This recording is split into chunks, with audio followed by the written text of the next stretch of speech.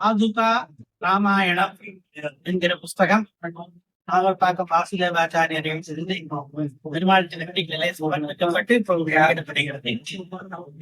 இதிலே பாதுகா சகஸ்ரத்திலே ராமாயண கதையிலிருந்து சிறிய ஸ்லோகங்கள் வருகின்றன. அதையெல்லாம் ரசிக்கும்படியாக எழுதியிருப்போம். ஒரு காவியத்தை ரசிப்பதிலே பல வகைகள் உண்டு. அதில் இருக்கிற ஒவ்வொரு பதத்துக்கும் அர்த்தம், அந்த பத நிற்பத்தி வியுற்பத்தி அதையெல்லாம் சொல்லி பண்டிதர்கள் அப்படி ரசிப்பார்கள். மல்லிநாச வியாக்கியானம், வியாக்கியானம் அதெல்லாம் அப்படி இருக்கும். ஆனால் இன்னும் சில பேர் அதற்கு மகத்துவம் தராமல் அந்த காவியத்தை நாம் ரசிப்பதற்கு என்ன அர்த்த விசேஷங்கள் அதில் இருக்கிறது என்பதை கேட்பார்கள். பண்டிதராஜா டி.டி. சுவாமி அதே மாதிரி கட்டுரைகள் வந்திருக்கின்றன.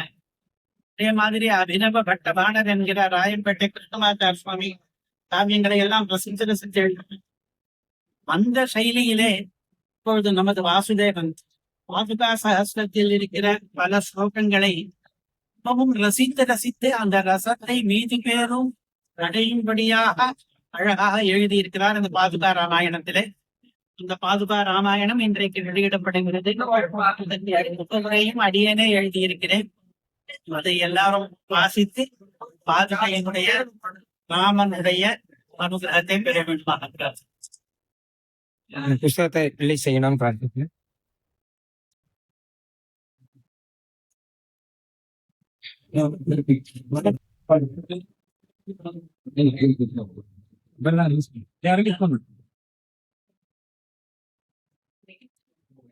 வாங்கிக்காத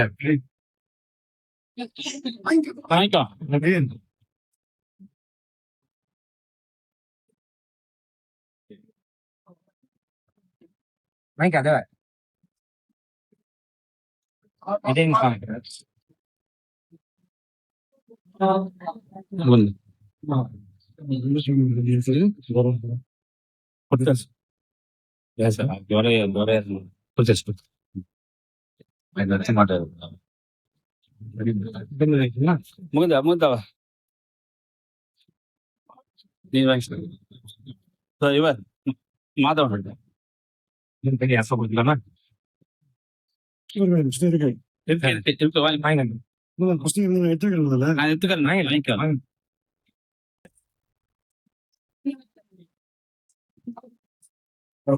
புஸ்தகம்